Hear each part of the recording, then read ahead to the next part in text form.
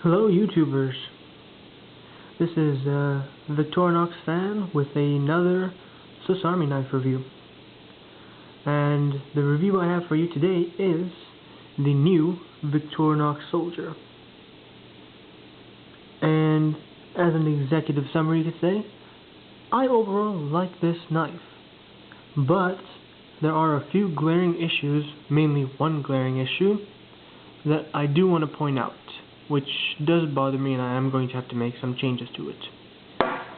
My bad, whoops. But before I get into full detail about that, I'd like to quickly run through the history of the Soldier.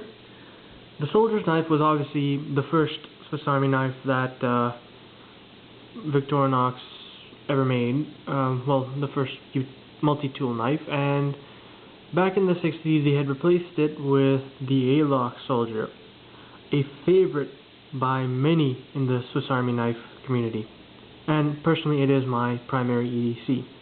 It's a great, sturdy, well-built knife, same thing as a Pioneer, which is a civilian version, and it will not break on you unless you put it through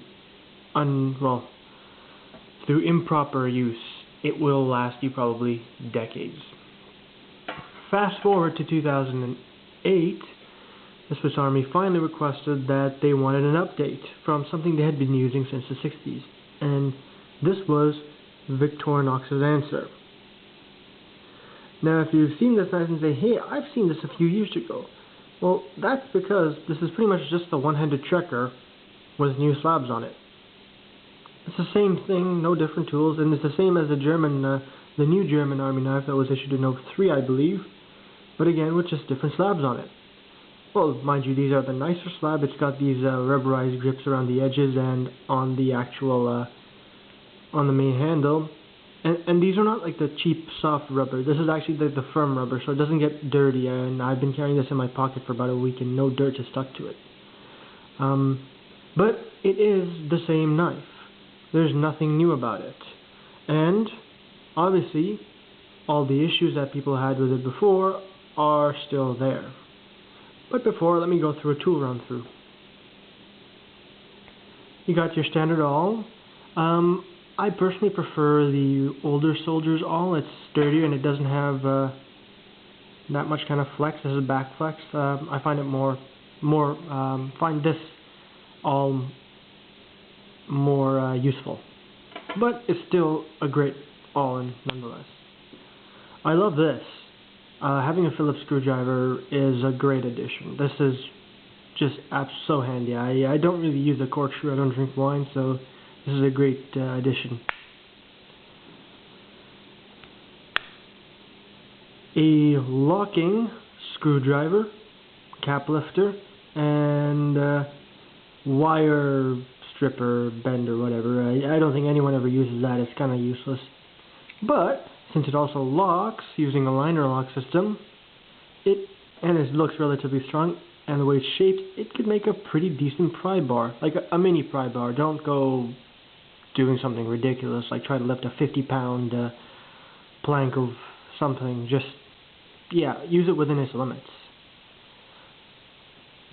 Also, the liner lock system on this knife, like the one-hand checkers, is reversed. So I find it's actually quite easy as a right-handed person to even operate this whole knife left-handed.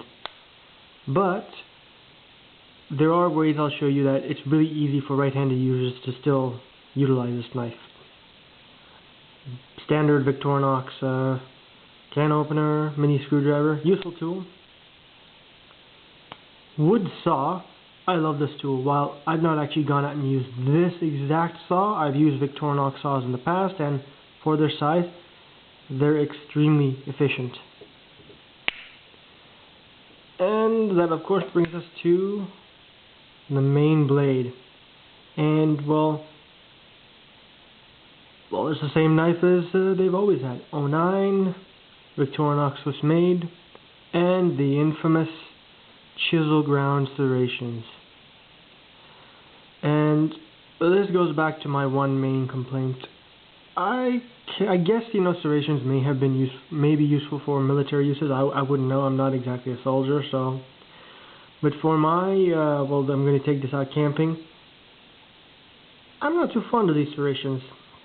They're, one, not that much fun to sharpen. I do freehand sharpening. I'm learning to, and this kind of, these serrations are a bit of a pain to deal with. They, at least I didn't find it super sharp. I found this knife came sharper and was just more useful in my daily cutting tasks. This, not so much. They're not bad serrations, but I mean, I'll take a plain edge over any day. I thought I'd just give it a shot because I love the handle slabs, you know, being the Soldier.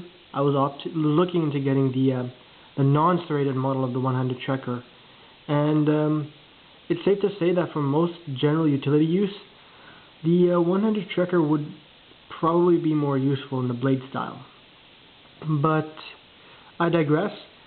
This can be changed, and I really like the way this knife looks, being, you know, the official one issued to the Army, so I decided to bite the bullet. And what I'm going to do is, when these become dull, take them to my knife some glare. Take it to my knife sharpener and have them regrind a new edge on it, straight edge, and then problem solved.